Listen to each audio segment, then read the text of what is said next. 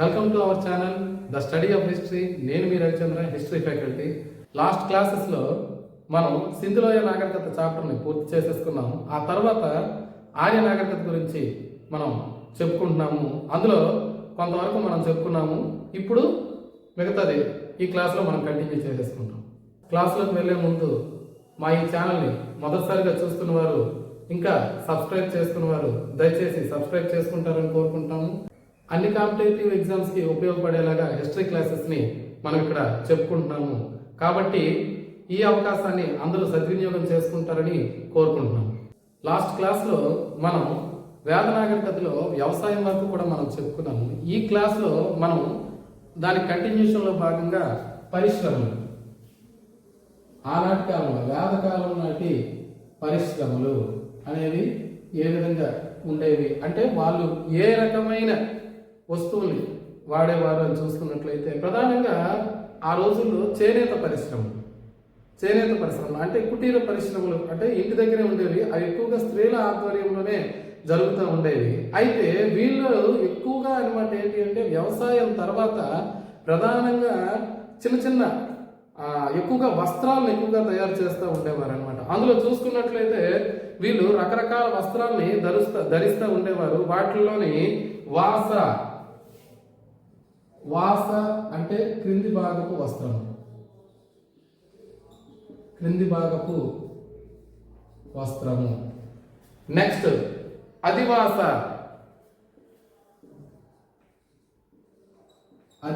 పైభాగపు వస్త్రం,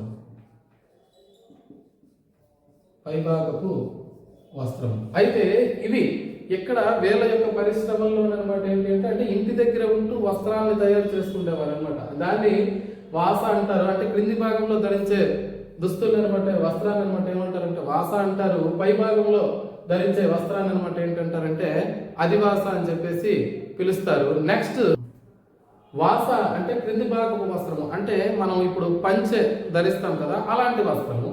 అదివాస అంటే ఏంటి అంటే మనం షర్టు అలాంటి వస్త్రాలు అనమాట ఏంటి అంటే వాళ్ళు ప్రధానంగా ధరిస్తూ ఉండేవారు. వీటి కాకుండా అనమాట ఏంటి అంటే వీళ్ళు వస్త్రాల తయారీతో పాటు ఇంకా కొన్ని రకమైన వృత్తుల్లోనమాట నైపుణ్యం ఉండేవారు అనమాట. అందులో ప్రధానంగా అనమాట ఏంటి అంటే వీటిని రకరకాల పేర్లతో పిలుస్తూ ఉండేవారు అనమాట. అది తక్షన్ అంటే ఏంటి అంటే వడ్రంగి వృత్తిని అనమాట ఏం చేసేవారంటే వృత్తి వాళ్ళని అనమాట ఏంటంటారంటే తక్షణ అని పిలుస్తారు. వీళ్ళు ప్రధానంగా అనమాట ఏంటి అంటే రథములు బండ్లు తయారీ అనమాట. ఆ యొక్క ఏంటది కర్ర పని చెక్క పని చేసేవాళ్ళు అనమాట ఏమనేవారు అంటే తక్షణ అని చెప్పేసి పిలిచేవారు. ఆ తర్వాత వాస్త అంటే ఏంటి అంటే మంగళి, అంటే మనం బార్బర్ అంటాం కదా, ఇప్పుడు మంగళి ఆ యొక్క వృత్తి చేసేవారిని అనమాట ఏంటంటారంటే వాస్త అని చెప్పేసి అంటారు. నెక్స్ట్ కులార అంటే కుమ్మరి అంటే ఏంటి అంటే కుండలు తయారు చేసేవారు, మట్టి పాత్రలు తయారు చేసేవారిని కుమ్మరి అంటారు. చర్మార అంటే చెప్పులు కుట్టేవారు, చెప్పులు కుట్టేవారిని అనమాట ఏమనేవారు అంటే చర్మంతో చేస్తారు కదా ఆ రోజుల్లోనే, దాన్ని చర్మార అని చెప్పేసి పిలుస్తారు. నెక్స్ట్ వ్యాయ అంటే ఏంటి అంటే బట్టలు కుట్టేవారు. అంటే ఇలా వీళ్ళు రకరకాల వృత్తులు అనమాట అవలంబించేవారు. వీటిల్లో ప్రధానంగా ఇంకొక ఇంపార్టెంట్ ఏంటి అంటే కర్మర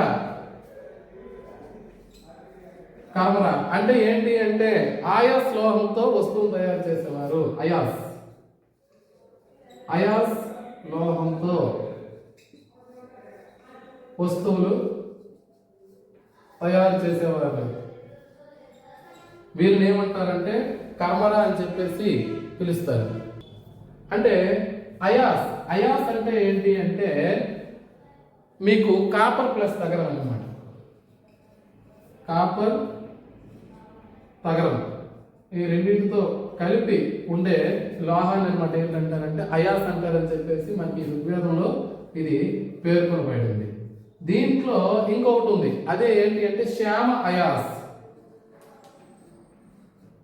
శ్యామ అయాస్ అంటే ఏంటి అంటే నల్లని లోహము. నల్లని లోహము అంటే ఇప్పుడు మనం వాడుతున్న ఇనుమునే ఆ రోజుల్లో అనమాట ఏంటి అంటే శ్యామ అయాస్ అని చెప్పేసి పిలుస్తూ ఉంటారనమాట. ఇది మొట్టమొదటిగా అనమాట ఏంటి అంటే ఉత్తరప్రదేశ్లోని అత్రాంజికెర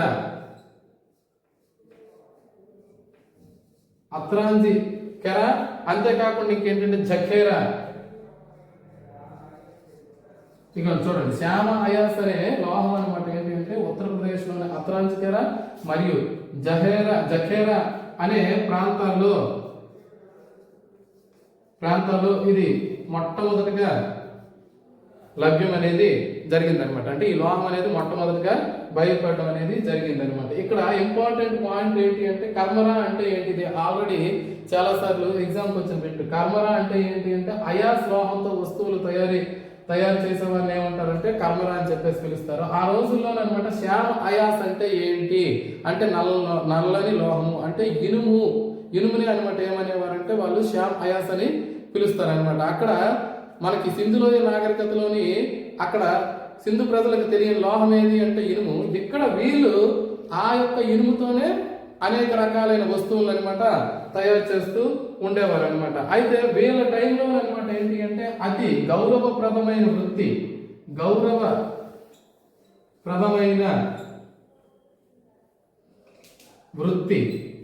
ఏంటి అంటే వడ్రంగి పని అనేది ఏంటంటే సొసైటీలో రెస్పెక్టబుల్ పొజిషన్ అనమాట. అంటే ఒక రెస్పెక్టబుల్ ప్రొఫెషన్ ఇది ఆ రోజుల్లో అనమాట గౌరవప్రదమైన వృత్తి ఏది అంటే వడ్రంగి. ఇందులోని వీళ్ళు ఈ యొక్క వడ్రంగులు అనేవారు ఏం చేశారో మనం ఆల్రెడీ ముందే మనం చెప్పుకున్నాం. వీళ్ళు అనమాట రథాలు బండ్లు తయారు చేసేవారు. అంటే దీన్ని ప్రయాణ సాధనాలుగా ఆ రోజుల్లో వాడేవారు అనమాట. నెక్స్ట్ పరిశ్రమల తర్వాత వ్యాపార వాణిజ్యాలు.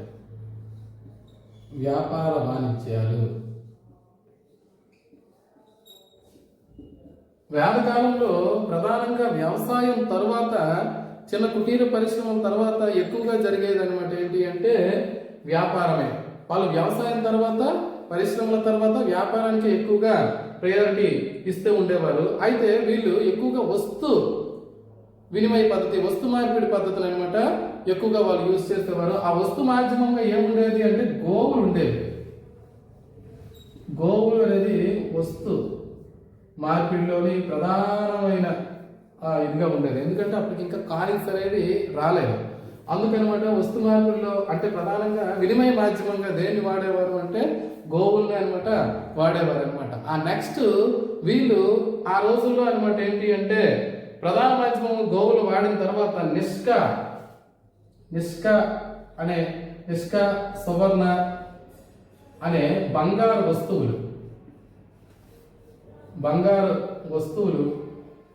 వస్తువు వీటి పేరు. నెక్స్ట్ అనమాట ఏంటంటే శతమన అనే వెండి వస్తువులు వీళ్ళు వాడేవారు అనమాట. అయితే ఇక్కడ మెయిన్ అంటే మోస్ట్ ఇంపార్టెంట్ బిట్ ఏంటి అంటే వీళ్ళ టైంలోనమాట ప్రధానంగా ఈ వర్తక వ్యాపారాలు చేసేవారు అనమాట ఏమనేవారంటే వర్తక వ్యాపారాలు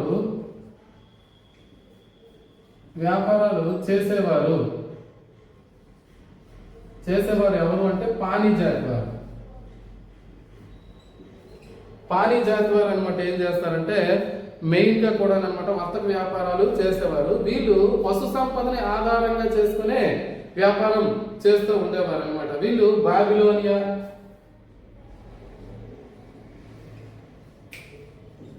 బాబిలోనియా ఆ నెక్స్ట్ అనమాట ఏంటి అంటే పశ్చిమాసియా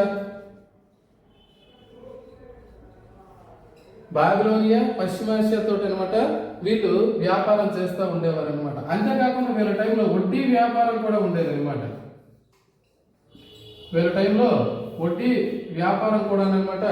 ఉండేది. ఈ వడ్డీ వ్యాపారాన్ని కూడా అనమాట ఏం చేసేవారంటే ఈ పానీ జాతి వారే చేసేవారు కాబట్టి వీళ్ళు చాలా సమాజంలోని వీళ్ళని హీనంగా చూసేవారు అనమాట. ఇక్కడ ఇంపార్టెంట్ బిట్ ఏది అంటే ఇది వీళ్ళు వర్తక వ్యాపారాలు అంటే ఋగ్వేద కాలంలో వర్తక వ్యాపారాలు చేసేవారు ఎవరు అంటే పానీ జాతి వారు. ఇది చాలా సార్లు కాంపిటేటివ్ ఎగ్జామ్స్ లో వచ్చింది అనమాట. ఇక్కడ వీళ్ళు అంతేకాకుండా వీళ్ళు వడ్డీ వ్యాపారాలు కూడా చేస్తారనమాట ఈ పాణి జాతి వారు. ఋగ్వేద కాలం నాటి సమాజాన్ని గురించి చూసుకున్నట్లయితే ఆ రోజుల్లో సమాజం అనేది ఏ విధంగా ఉండేది అంటే ప్రధానంగా పితృస్వామిక కుటుంబాలు అనమాట. పితృస్వామిక కుటుంబాలు అంటే ఇప్పుడు మన సొసైటీలో ఏవైతే తండ్రి అనే అతను పెద్దగా ఎలాగైతే మన కుటుంబానికి ఉన్నాడో ఆ రోజుల్లో కూడా అనమాట ఏంటంటే పితృస్వామిక కుటుంబాలే వాళ్ళ యొక్క కుటుంబాలు కూడా అనమాట. ఇంకా సమిష్టి కుటుంబాలు, ఇంకా జాయింట్ ఫ్యామిలీస్ అనమాట. సమిష్టి కుటుంబాలు కూడా వాళ్ళు. అయితే ఆ యొక్క కుటుంబ పెద్దలు అనమాట ఏంటంటారంటే గృహపతి. కుటుంబ పెద్దని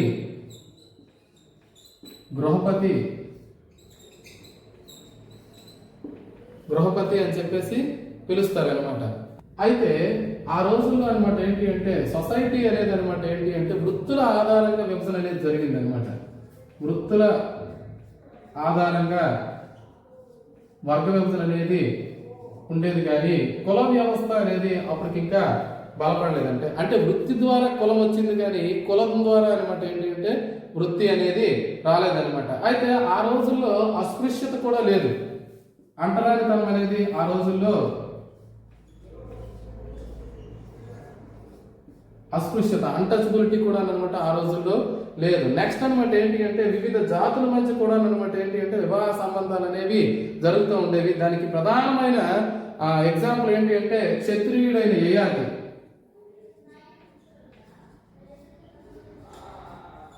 క్షత్రియుడైన యయాతికి ఆ నెక్స్ట్ అనమాట ఏంటి అంటే బ్రాహ్మణ స్త్రీ అయిన దేవయాని. బ్రాహ్మణ స్త్రీ దేవయానికి మధ్యన వివాహ సంబంధాలు అనేవి జరిగాయి. అంటే ఆ రోజుల్లో ఇంకా ఈ యొక్క కుల వ్యవస్థ అనేది లేదని చెప్పుకున్నాం కాబట్టి ఈ యొక్క క్షత్రియుడైన యయాతికి మరియు బ్రాహ్మణ స్త్రీ అయిన దేవయానికి ఇద్దరికి మధ్యన వివాహ సంబంధాలు అనేవి జరిగాయి. అంతేకాకుండా ఇంకేంటంటే చాతుర్వర్ణ వ్యవస్థల గురించి ప్రస్తావించబడిన మొట్టమొదటి గ్రంథం ఏది? పురుష సూక్తము. అంటే ఏది పురుష సూక్తము అంటే ఏంటంటే ఋగ్వేదంలో 10వ మండలాన్ని పురుష సూక్తం అంటారు కదా. ఈ పురుష సూక్తంతో పాటు ఈ యొక్క చాతుర్వర్ణ వ్యవస్థ అంటే బ్రాహ్మణ, క్షత్రియ, వైశ్య, శూద్ర అనే చాతుర్వర్ణ వ్యవస్థని ప్రస్తావించడం ఏంటంటే బృహదారణ్యక ఉపనిషత్తు. బృహదారణ్యక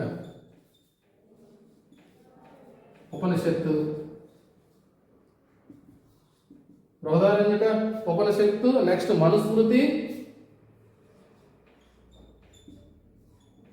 నెక్స్ట్ మహాభారతం. చూడండి, ఋగ్వేదంలో 10వ మండలాన్ని పురుష సూక్తం అని పిలుస్తారు కదా. పురుష సూక్తంలోనే మొట్టమొదటిసారిగా ఈ యొక్క చాతుర్వర్ణ వ్యవస్థ అంటే బ్రాహ్మణ, క్షత్రియ, వైశ్య, శూద్ర అనేవి ప్రస్తావించబడ్డాయి. వాటితో పాటు ఇంకా బృహదారణ్యక ఉపనిషత్తు, మనుస్మృతి, మహాభారతాల్లో కూడా అనమాట ఏంటి అంటే ఈ యొక్క చాతుర్వర్ణ వ్యవస్థ అనేది వివరించబడింది. అంటే అవి వర్ణాలు, నాట్ క్యాస్ట్, అంటే కులాలు కాదు, వర్ణాలు మాత్రమే. వర్ణాలు 4, జాతులు అనేకము. అయితే వీటిల్లోని ప్రధానంగా అనమాట ఏంటి అంటే ఆ బ్రాహ్మణ, క్షత్రియ, వైశ్య, శూద్ర అని చెప్పేసి వివరించబడ్డాయి కదా. అందులోని ఎక్కువగా వైశ్యుల గురించి ఋగ్వేద కాలంలో వివరించబడింది. శూద్రుల గురించి ఒక్కసారి అనమాట. శూద్రుల గురించి అనమాట ఏంటి అంటే ఋగ్వేదంలోని పురుష సూక్తంలో 10వ మండలం పురుష సూక్తంలో ఋగ్వేదంలో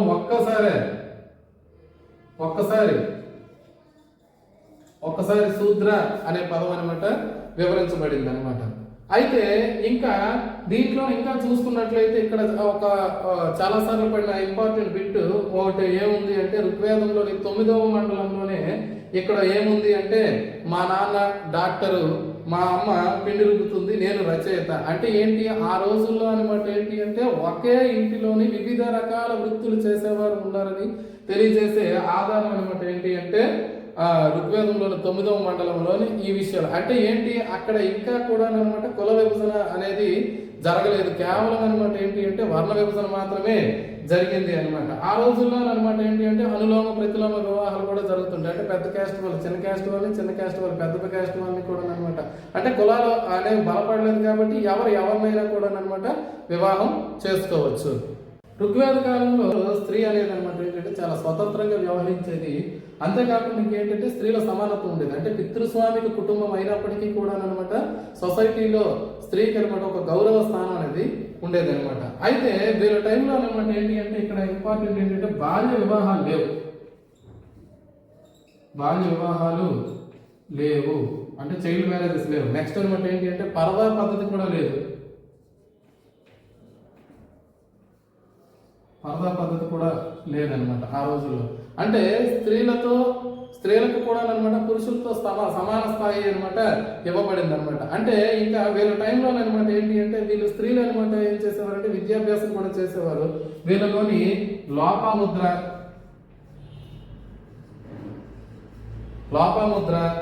విశ్వవర ఘోష, ఆ నెక్స్ట్ అనమాట అపలగార్గి.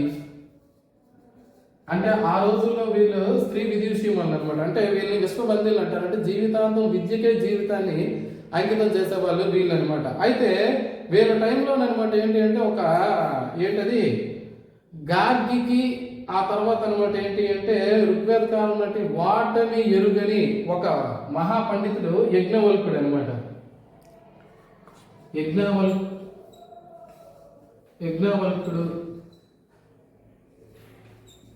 వల్కుడిని ఆయన అనమాట ఏంటి అంటే ఆత్మ మరియు పునరుజ్జీవన సిద్ధాంతం మీద గార్గి సవాల్ చేసింది అనమాట. అంటే ఈవిడ ఒక లేడీ అప్పటి వరకు కూడా అనమాట ఏంటి అంటే ఈయన వాటమి ఎరుగని ఒక మహాపండితుడైన ఒక వ్యక్తిని అనమాట ఏంటి అంటే గార్గి అనే ఒక స్త్రీ విశ్వవందిని అనమాట. అంటే జీవితాంతం కూడా విద్యకి జీవితాన్ని అంకితం చేసేసిన ఆవిడ అనమాట ఏంటి అంటే గార్గి అనమాట వేదాంత చర్చలో అనమాట ఇతన్ని సవాల్ చేసింది అనమాట. అంటే ఆ రోజుల్లో అనమాట ఏంటి అంటే స్త్రీ యొక్క పొజిషన్ అనేది ఆ విధంగా ఉండేది అనమాట. అంటే సొసైటీలో స్త్రీని అనమాట ఏంటంటే చాలా ఉన్నత స్థితిలో ఉంచారు. అంటే పురుషులతో సమానంగా చూస్తారనమాట. ఋగ్వేద కాలంలో ఇతర సామాజిక ఆచారాలు చూసుకున్నట్లయితే ఇక్కడ చాలా ఇంపార్టెంట్ పాయింట్ ఒకటి ఉంది. అదేంటి అంటే నియోగ పద్ధతి నియోగ అంటారు దీన్ని. అంటే ఏంటి నియోగ అంటే ఏంటి అంటే సంతానం లేని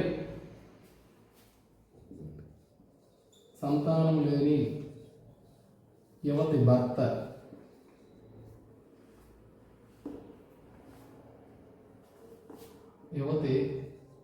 భర్త సోదరునితో సంతానం పొందడం అనమాట. చూడండి, ఇది చాలా చాలా ఇంపార్టెంట్, చాలా సార్లు వచ్చిన బిట్ అనమాట. అంటే నియోగ అంటే ఏంటి అంటే సంతానం లేని యువతి, అంటే భార్యకి సంతానం లేదనుకోండి, భర్త సోదరులతో అనమాట ఏంటి అంటే సంతానాన్ని పొందవచ్చు. అంటే ఆ రోజుల్లో ఆ యొక్క పద్ధతికి అనమాట ఏంటి అంటే ఆమోదయోగ్యం అనేది ఉంటుంది. అంటే అది యాక్సెప్ట్ చేసేవారు అనమాట. ఆ పద్ధతులు అనమాట ఏంటంటారంటే నియోగ అని చెప్పేసి అంటారు. చాలా సార్లు వచ్చిన బిట్ అనమాట ఇది. ఆ నెక్స్ట్ అనమాట ఏంటి అంటే వీళ్ళ టైంలో సతీ సహగమనం ఉంది, బట్ నాట్ కంపల్సరీ అనమాట. అది ఖచ్చితంగా కాదు. ఆ తర్వాత ఏంటది పునర్వివాహానికి గట్ట ఆధారాలు ఏమైతే ఏం లేదు. ఆ తర్వాత అనమాట ఏంటంటే వీళ్ళ టైంలోని పెళ్లికారి స్త్రీలు అంటే అవివాహితులైన కన్యలు అయిన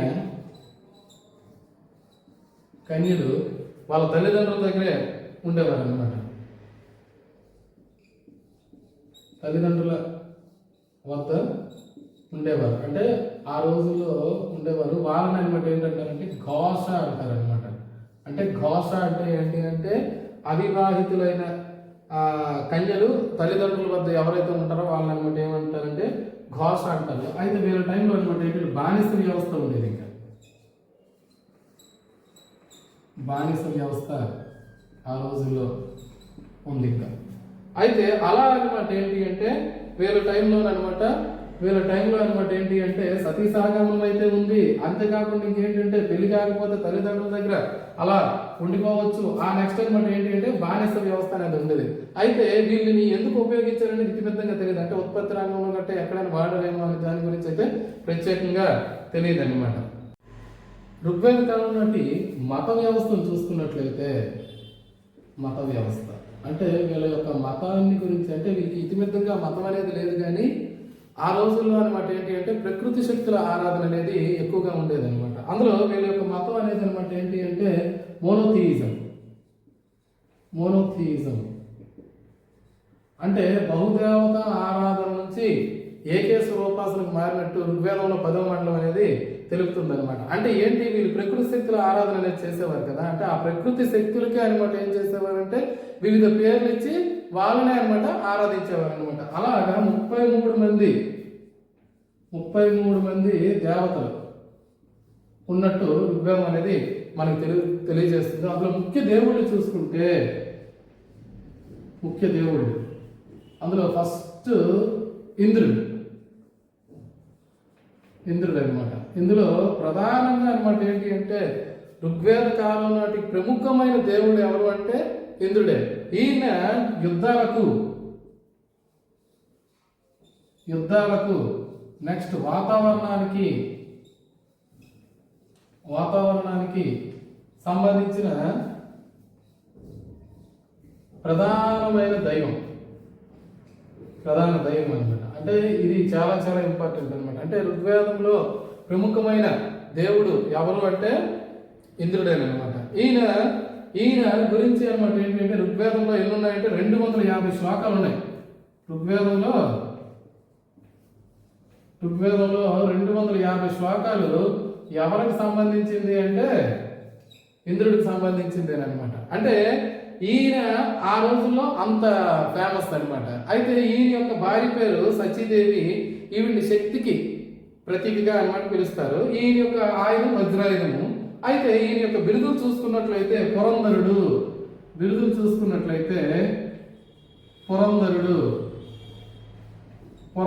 అంటే ఏంటంటే కోటలను నాశనం చేసేవాడు.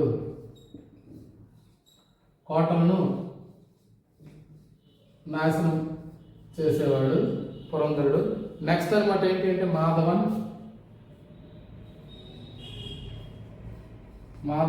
ఆ నెక్స్ట్ అనమాట ఏంటంటే అప్యుజిత్.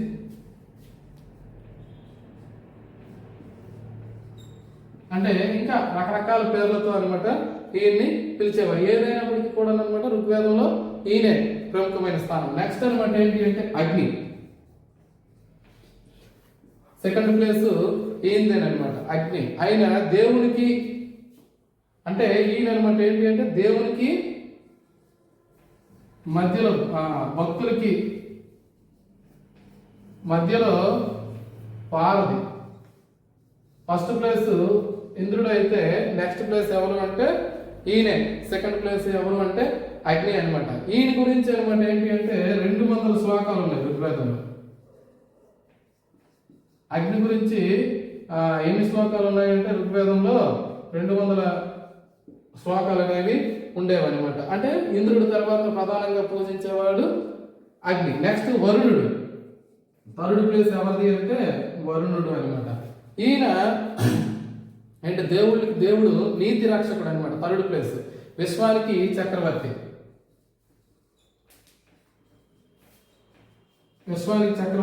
నీతి రక్షకుడుగా ఈయన అనమాట పిలుస్తారు. అలా అనమాట ఏంటి అంటే ఈ వీళ్ళు అనమాట ఇంద్రుడు, అగ్ని, వరుణుడు, అంతేకాకుండా ఇంకా కొంతమంది దేవతలు అనేవారు ఉన్నారు. నెక్స్ట్ సోమదేవుడు. ఋగ్వేదంలో మరొక ప్రధానమైన దేవుడు ఎవరు అంటే సోమదేవుడు. ఈయన వృక్షాల దేవత అనమాట. వృక్షాలకు అధినాయకుడు ఈయన. వృక్షాల దేవత. ఇందులో ఈయన గురించి చూసుకున్నట్లయితే ఋగ్వేదంలో 9వ మండలంలో మొత్తం ఈయనకే వదిలేశారనమాట. ఈయన గురించే ఋగ్వేదంలో 9వ మండలంలో సామదేవుని గురించి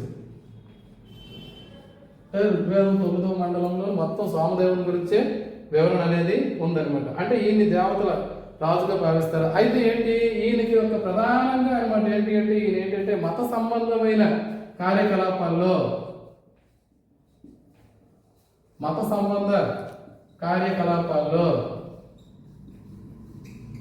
సామరసాన్ని వీళ్ళు సేవిస్తారు.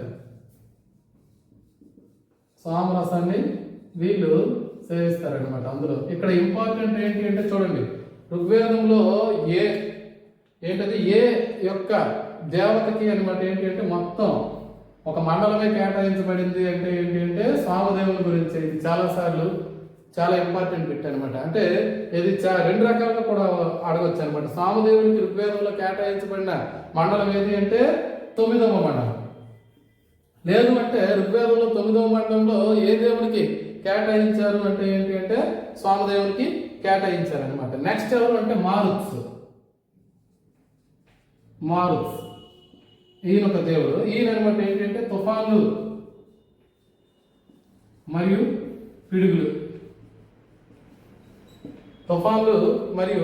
పిడుగులు యొక్క అధిదేవుడిగా ఈయన్ని పిలుస్తారు. నెక్స్ట్ అనమాట ఏంటి అంటే కుషాన్. ఈయన ఎవరు అంటే ఏంటి అంటే రహదారులకు దేవుడు. ఆ నెక్స్ట్ అనమాట ఏంటి అంటే పశువుల కాపర్లకు రక్షకుడు.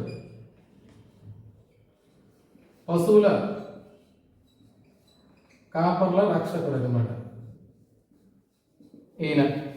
నెక్స్ట్ అనమాట ఏంటి అంటే ఇంకా వాయుదేవుడు అంటే మనకి గాలి దేవుడు అనమాట. ఇలా ఋగ్వేదంలో అనమాట ఏంటి అంటే వీళ్ళు అత్యంత ప్రాముఖ్యతను కలిగి ఉన్నారు. ఆ నెక్స్ట్ ఇంకొక దేవుడు ఎవరు అంటే రుద్రుడు చూసుకున్నట్లయితే ఈయన అంటే ఇప్పుడు మనం శివుడిగా పూజించేవాడు ఆ రోజుల్లో రుద్రుడు అనమాట. అంటే వ్యాధులను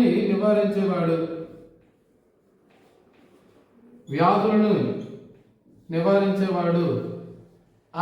ఈయన్ని గ్రీకు దేవుడు అపోలోతో పోలుస్తారనమాట.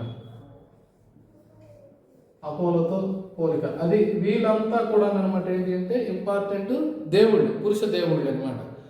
ఋగ్వేద కాలంలో ముఖ్యమైన స్త్రీ దేవతలు చూసుకున్నట్లయితే ఇందులో ఫస్ట్ ఎవరు అంటే అదితి అంటే ఈవిడే దేవతల యొక్క తల్లి. అంటే అందరి దేవతల యొక్క తల్లి అనమాట.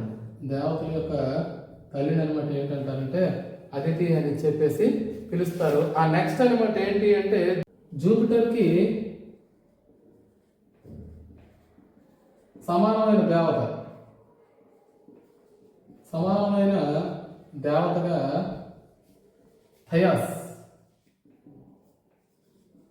థయాస్ని కొలుస్తారు. ఈవిడే పృథ్వీ దేవత అన్నమాట. నెక్స్ట్ సావిత్రి,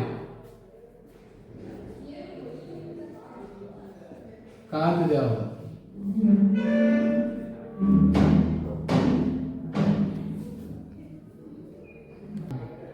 సావిత్రి కాంతి దేవత. నెక్స్ట్ కుశోదయ దేవత. అయితే ఈ యొక్క దేవుళ్ళ యొక్క భార్యలను